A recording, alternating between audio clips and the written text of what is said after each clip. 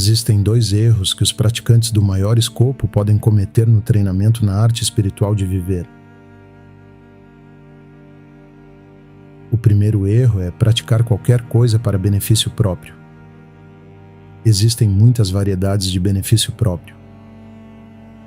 Entre os 6 tipos de práticas, as 4 primeiras, generosidade, moralidade, tolerância e alegria entusiástica, são práticas que não apenas corrigem nossa motivação, mas também são os principais meios para purificar a atitude egoísta.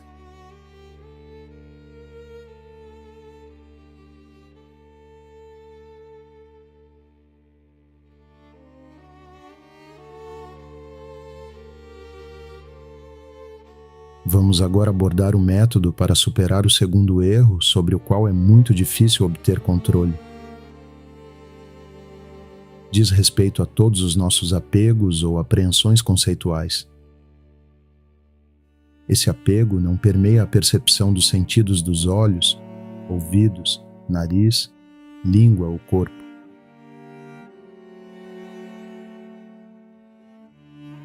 De um ponto de vista filosófico superior, temos apenas 8 tipos de percepções.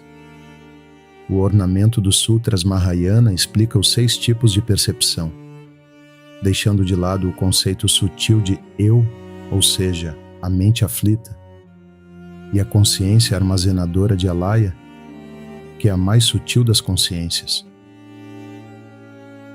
Os 6 tipos de consciência, sua natureza e seu modo de se engajar com seus respectivos objetos são claramente explicados nos textos filosóficos, especialmente nos textos sobre epistemologia. Entre os 6 tipos, as 5 percepções sensoriais se envolvem com seus objetos sem se apegar. Elas apenas percebem. O problema é com a consciência mental. Quando ela se relaciona com o que vemos com nossos olhos, nos apegamos a isso. Isso, não é isso, é bom, mal, neutro, atraente, não atraente e assim por diante. Da mesma forma, ela se apega às diferentes características dos sons que ouvimos e assim por diante. Esse apego é o segundo erro de um praticante Mahayana. Devemos cuidar disso. Esse apego também é conhecido como apreensão em termos filosóficos.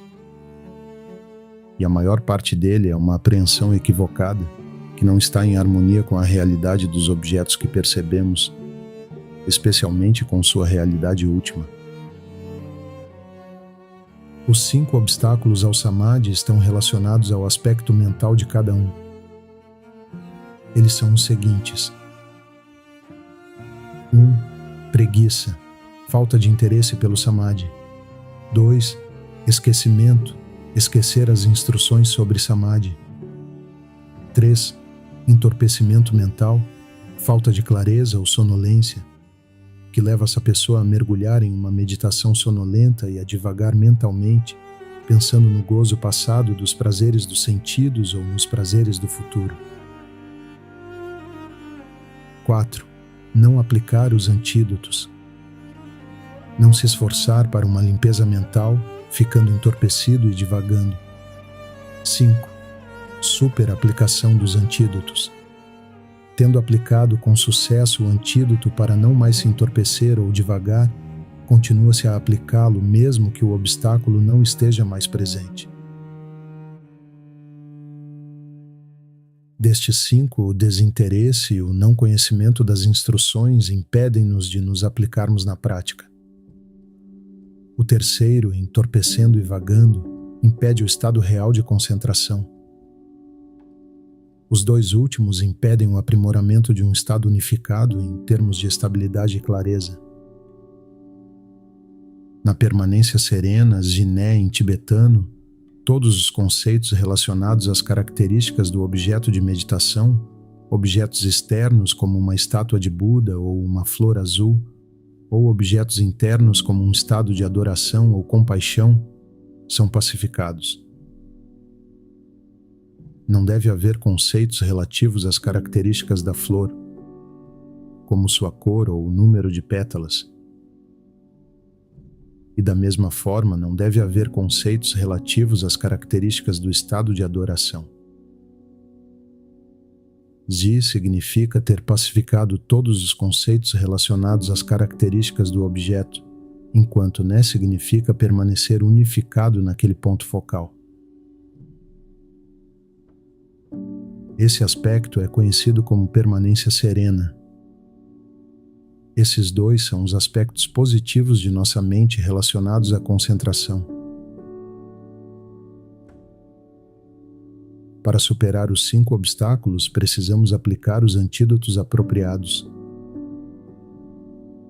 Existem 4 antídotos para superar o estado de preguiça e o desinteresse pelo samadhi.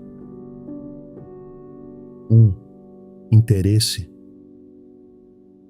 Precisamos refletir repetidamente sobre as falhas da distração e sobre os benefícios de curto e longo prazo do samadhi. O ponto mais importante é que, sem samadhi, não haverá realização, que desenraizará os potenciais dos 2 véus. Além disso, sem samadhi não haverá clarividência, que permitirá beneficiar os outros com mais eficiência, como alguém que será capaz de ler a mente dos outros.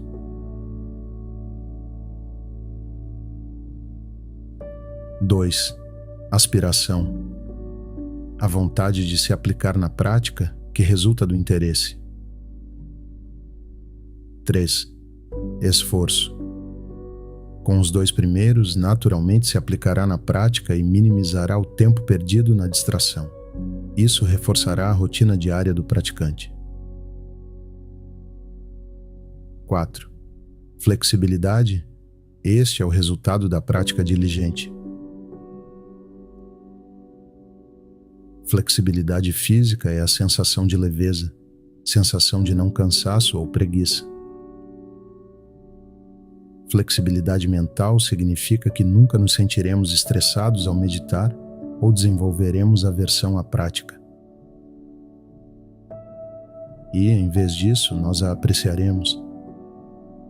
Em resumo, tanto o corpo quanto a mente tornam-se acessíveis para a prática da meditação. Cada um dos 4 antídotos restantes neutraliza uma falha. 5. A lembrança é o antídoto para a segunda falha. Não se lembrar das instruções sobre como treinar em samadhi. Mesmo que queiramos desenvolver a concentração, não conseguiremos sem saber como fazê-lo. Portanto, devemos primeiro construir nosso conhecimento sobre as teorias, os dados, por assim dizer, e gravá-los no disco rígido de nossa mente.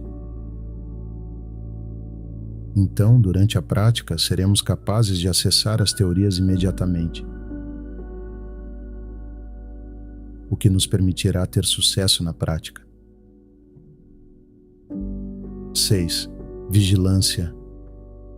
É o antídoto para o afundamento e a divagação mental em direção a objetos aparentemente prazerosos.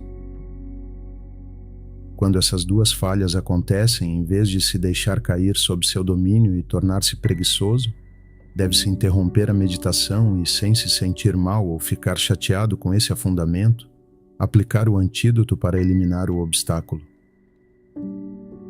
Quando notamos o afundamento que terminará no sono, devemos nos lembrar das qualidades do antídoto, que são os Budas e Bodhisattvas que ganharam esses níveis avançados de samadhi, e refletir sobre os benefícios do samadhi.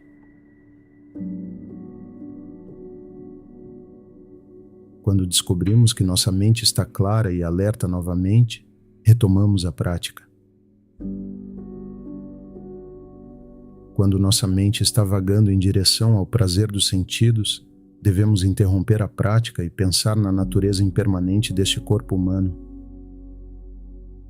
Vimos acima como refletir sobre isso. Isso reduzirá nossa divagação mental e poderemos retomar a prática novamente.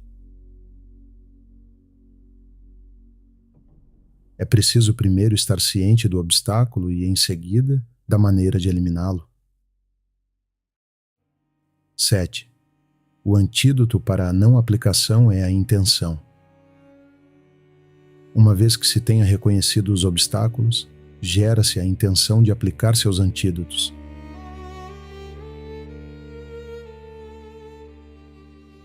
Aqui é preciso exercer um pouco mais de esforço. 8. O antídoto para a superaplicação é a equanimidade. Depois que os obstáculos forem removidos, precisamos relaxar um pouco a mente antes de retomar a meditação. Se nos esforçarmos demais, aplicando o antídoto quando não for necessário, nossa mente cairá na falha do devagar, o que é um obstáculo para o aprimoramento de nosso samadhi. Se relaxarmos demais, no entanto, podemos cair em torpor ou afundamento.